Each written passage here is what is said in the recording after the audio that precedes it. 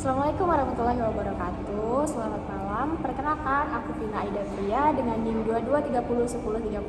223010302038 dan temanku Desi Palmaria dengan NIM 223010302100. Oke, video ini kami buat untuk memenuhi tugas mata kuliah perilaku keuangan, yaitu untuk wawancara mengenai pengelolaan keuangan pribadi. Nah, saat ini kami sudah bersama narasumber kami, yaitu Kak Lulu Handayani. Nah, beliau ini adalah seorang business owner coffee shop di Palangkaraya. Nah, jadi di sini kami ingin mengetahui nih, bagaimana sih Kak Lulu ini sebagai seorang business owner mengelola keuangan pribadinya. Oke, langsung saja Kak ya. Jadi kan menjalankan bisnis ini tentunya bukan hal yang mudah, apalagi saat baru merintis. Banyak sekali pengusaha yang harus pintar mengatur keuangan agar bisnis tetap berjalan tanpa mengorbankan kebutuhan pribadi.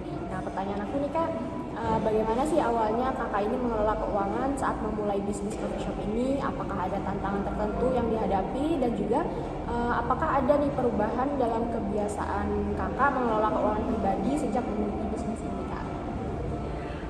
Mengawali bisnis coffee shop tentunya memiliki banyak sekali tantangan, apalagi pada awal-awal buka coffee shop ini.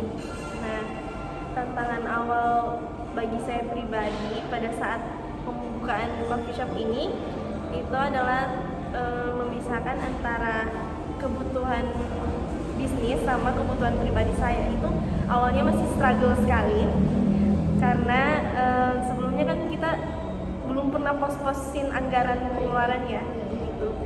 Terus tantangan yang lainnya itu menjaga arus kas tetap sehat, karena sebelumnya kan saya sendiri belum pernah melakukan mencatat pengeluarannya apa saja, pengeluaran pribadi saya apa saja. Tapi semenjak ada bisnis ini jadi lebih saklek gitu loh tentang pendapatan dan pengeluaran gitu sih.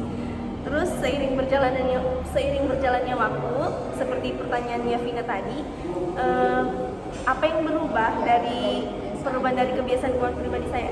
Ya, yang berubah itu tadi, saya jadi lebih merencanakan keuangan saya, juga lebih teliti gitu loh dengan mencatat pendapatan hari ini berapa, pengeluaran hari ini apa saja, seperti itu. Baik, langsung saja ke pertanyaan yang kedua. Seringkali pemilik usaha kecil masih mencampurkan keuangan bisnis dengan keuangan pribadi. Hal ini bisa jadi berisiko jika tidak dikelola dengan baik. Nah, bagaimana cara Kak Lulu memisahkan keuangan bisnis dan keuangan pribadi agar tetap sehat? Kemudian, apa langkah konkret yang Kak Lulu lakukan untuk memastikan keuangan bisnis dan pribadi tidak tercampur? Oke, kalau cara yang saya lakukan untuk supaya bisnis dan pribadi tidak tercampur, pertama-tama membuat rekening terpisah. Nah, kalau saya harus buat rekening untuk Bifox apa, rekening untuk saya pribadi apa. Jadi itu langkah konkretnya. Yang kedua, saya mencatat semua transaksi secara terperinci.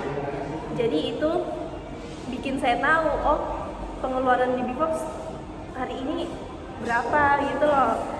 Misal hari ini pemasukannya berapa, pengeluarannya berapa. Nah, yang ketiga ini yang paling penting buat saya, karena yang saya lakukan adalah saya memberi gaji untuk diri saya sendiri selama membangun coffee shop ini. Jadi since dari bulan pertama saya membangun coffee shop ini, saya kasih gaji buat diri saya sendiri supaya pendapatan bisnisku tidak diambil gitu loh. Jadi ada pos tersendiri untuk gaji saya yang hak saya gitu loh, yang bisa saya pakai gitu.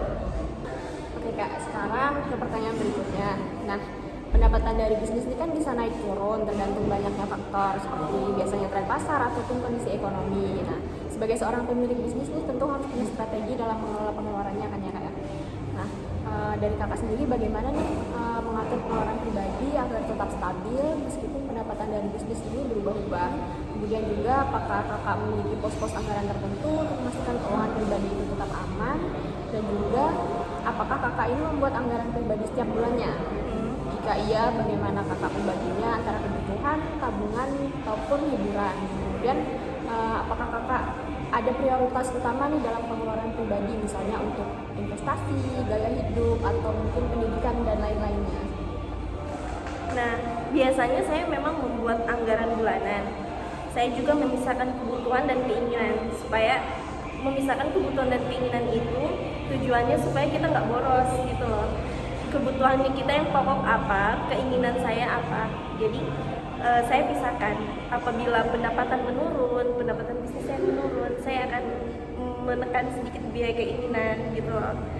Terus saya juga membuat biaya pos tak terduga, yaitu itu sangat penting sekali karena kita tidak pernah tahu apa yang akan terjadi dalam bisnis. Jadi saya membuat biaya tak terduga gitu loh. Terus tadi yang Devina tanyakan, pos-pos anggaran tertentunya itu saya bagi jadi 3. Keuangan pribadi saya dan keluarga itu 40%, terus tabungan 40%, sisanya itu dana tak terduga tadi itu 20%. Lalu untuk pertanyaan prioritas utama apa, itu karena saya juga baru nikah ya, belum punya anak. Prioritas utama saya sekarang itu masih kebutuhan primer kayak makan, biaya sewa dan lain-lain, sama tabungan. Jadi lebih kedua itu aja sih, belum ada yang kayak biaya pendidikan belum. Jadi kita itu masih poskan uangnya itu di tabungan aja, investasi itu. Baik, lanjut ke pertanyaan yang berikutnya. Banyak pengusaha yang menggunakan keuntungan bisnis untuk menabung atau berinvestasi demi masa depan. Apakah Kak Lulu memiliki kebiasaan menabung atau berinvestasi dari pendapatan bisnis? Dan jika iya, bagaimana strategi yang Kak Lulu terapkan? Kemudian berapa persen dari pendapatan yang biasanya Kak Lulu sisihkan untuk tabungan atau investasi pribadi? Baik, kalau untuk tabungan yang seperti yang sudah saya jelaskan tadi, ya saya menabung dengan caranya itu dengan membuat pos anggaran yang saya buat tadi. Persenan dari tabungan yang saya lakukan, yang saya berikan untuk tabungan itu 40% dari pendapatan saya. Jadi caranya menabung itu saya tidak akan lebih besar pengeluaran pribadi daripada tabungan. Jadi sebisa mungkin saya buat seimbang berapa yang ditabung dan berapa yang keluar untuk pendapatan pribadi. Tapi kecuali pendapatan bisnis menurun, jadi bisa jadi tabungan per bulan itu bisa lebih rendah gitu loh, yang saya kasih masuk di tabungan. Oke Kak, yang berikutnya, tidak jarang pemilik usaha itu kan menggunakan pinjaman atau kredit untuk mengembangkan bisnis mereka nih. Namun biasanya penggunaan hutang yang tidak terkontrol dan juga bisa menjadi tantangan tersendiri dalam keuangan pribadi. Nah, untuk Kak Lulu sendiri, bagaimana nih pandangan Kak Lulu mengenai penggunaan kartu kredit atau cicilan dalam kehidupan pribadi sebagai seorang pemilik bisnis? Dan juga apakah ada strategi Kak Lulu dalam menghindari hutang yang mungkin tidak diperlukan? Kalau berbicara tentang utang dan kredit, alhamdulillahnya saya bersama suami itu sangat menghindari riba dan cicilan berbunga, karena kami nggak ingin mencampur riba dalam usaha bisnis ini. Jadi seperti itu, misal kalau ada kebutuhan mendesak dan tabungan tidak cukup, pinjaman itu yang cicilannya flat bisa kita dapat dari keluarga terdekat aja sih, kayak gitu. Karena kan nggak menutup kemungkinan memang semua pengusaha itu nggak memiliki cukup dana gitu loh. Jadi pasti memang banyak sekali, apalagi sekarang kan banyak tawaran-tawaran pinjaman bank seperti KUR kan, dana KUR dan lain-lain yang untuk pengusaha. Tapi alhamdulillahnya kami nggak tergiur karena memang tidak ingin mencampur riba dalam bisnis kami seperti itu. Kalau apa tadi strategi dalam menghindari utang, yaitu kalau saya sih itu membatasi anggaran.